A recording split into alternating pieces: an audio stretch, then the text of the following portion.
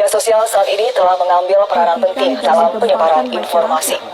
Namun demikian, banyak masyarakat yang menggunakan media sosial secara tidak bertanggung jawab. Salah satunya, media sosial digunakan untuk mengupload konten-konten negatif yang berisi penyebaran kebencian, sara, sadisme, hingga berita bohong.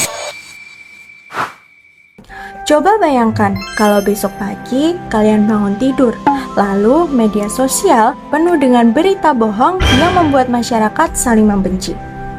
Atau bayangkan jika tidak ada lagi orang yang peduli terhadap Indonesia dan semua hanya mementingkan diri sendiri.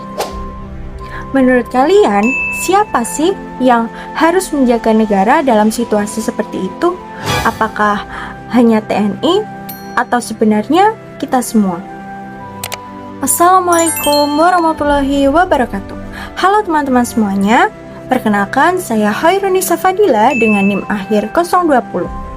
Dan di video kali ini saya akan membahas tentang negara, bela negara, usaha bela negara, dan bagaimana sih kita sebagai generasi muda bisa ikut berpartisipasi dalam bela negara. Sebelum membahas bela negara, kita perlu tahu apa itu negara. Secara sederhana, negara adalah tempat di mana rakyat hidup bersama dalam suatu wilayah yang memiliki pemerintahan dan aturan yang harus dipatuhi. Indonesia adalah negara yang kita tinggali. Dan sebagai warga negara, tentu kita memiliki hak sekaligus kewajiban. Salah satu kewajiban tersebut adalah bela negara. Ketika mendengar istilah bela negara, banyak orang langsung membayangkan tentara yang sedang berperang di medan tempur. Padahal, makna bela negara jauh lebih luas daripada itu. Bela negara adalah sikap dan tindakan warga negara untuk menjaga, melindungi, dan mempertahankan negaranya sesuai dengan kemampuan masing-masing. Nah, supaya lebih mudah dipahami, mari kita lihat sebuah contoh. Misalnya, ada seorang mahasiswa yang menemukan berita sensasional di media sosial. Karena ingin menjadi orang pertama yang membagikannya, ia langsung menyebarkan berita tersebut tanpa memeriksa kebenarannya. Beberapa hari kemudian diketahui bahwa berita itu ternyata hoax. Akibatnya, banyak orang yang salah paham, terjadi perdebatan, bahkan muncul konflik di masyarakat. Kasus ini menunjukkan bahwa ancaman terhadap negara saat ini tidak selalu berupa perang.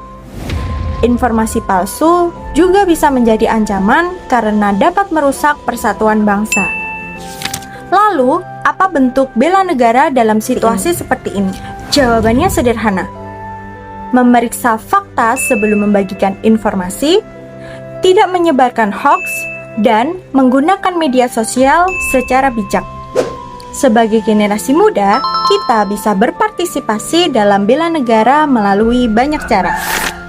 Mulai dari belajar dengan sungguh-sungguh, menghargai perbedaan, menjaga lingkungan, menaati aturan, membantu sesama, hingga menggunakan media sosial dengan bijak.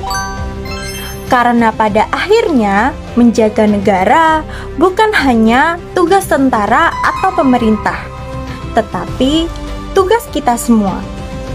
Jadi, bela negara bukan hanya tentang mengangkat senjata atau ikut berperang. Bela negara adalah tentang bagaimana kita menunjukkan rasa cinta kepada Indonesia melalui tindakan nyata dalam kehidupan sehari-hari. Demikian video dari saya. Terima kasih sudah menyaksikan video ini. Saya Hoirunisa Fadila, sampai jumpa dan semangat menjadi generasi muda yang mencintai Indonesia.